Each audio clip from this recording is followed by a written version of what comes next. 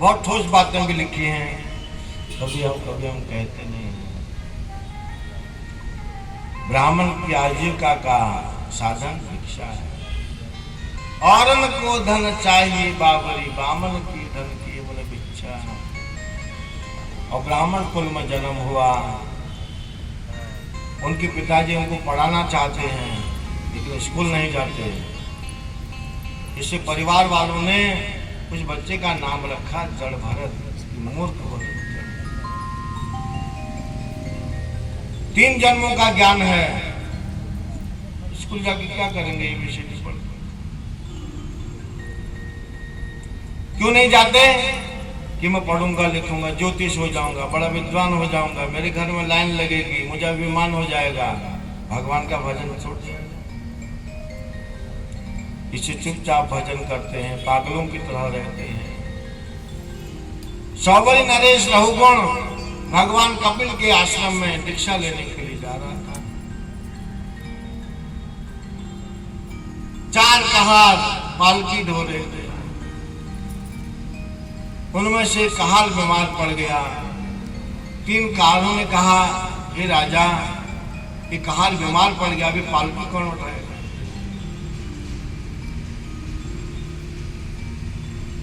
राजा ने कहा, रोड में देखो कोई तगड़ा आदमी मिल जाए, पकड़ के लाओ। ये पागलों की तरह घूम रहे थे रोड में, और इनको पकड़ के लाके उस पालकी से लगा।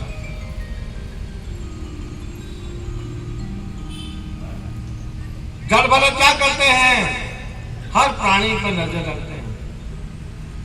जब रास्ते में चलते हैं, कोई चींटी मेरी पांव से न दब जाए, इसका ध्यान देते हैं। तो ये पालकी में लगा दिया, उस राजा को ढो रहे थे, इतने में चींटी दिखाई दी, तुरंत उछल जाते। जब ये उछलते हैं, अंदर से राजा उछलता है, उसका सर ऊपर लगता है, तो अंदर से गुस्से में बोलता है, इसको ठीक ढंग से चलने को बोलो। और बार बार कभी उछल जाते हैं, कभी इधर उधर चले जाते हैं, क्योंकि रास्ते में कीड़े मकोड़े हैं। और राजा ने गुस्सा किया, तुमको चलना नहीं आता? तुम बहुत कमजोर लगते हो मुझे, कटक से चलना। और पालकी से नीचे उतर के डांटने लगा। कहा, मैं तुमसे इतना कुछ कहता हूं, तुम्हारी समझ में नहीं आता? जड़ भरत ने कहा, तुम जो कहते हो कटाक्ष करते हो, किसको करते हो? हमारे शरीर को ना।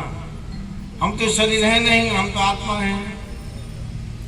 तत्व ज्ञान की बात करने लगे। राजा रहुगुण समझ गया ये कोई साधारण मनुष्य नहीं है, और उनके चरणों में पड़ गया।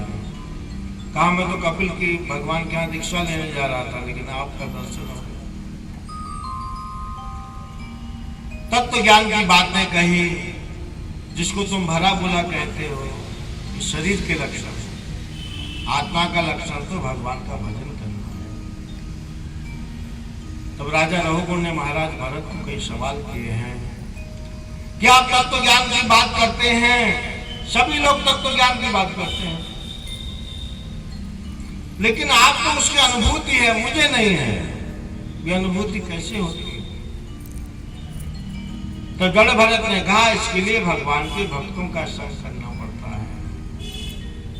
रहुगुण तपसान याति, न चाहिए जया निर्मला दिग्रहत्वा, न छंदसानैव जलाग्नि सूर्ये, बिना महदपाद रजो अभिषेकम्।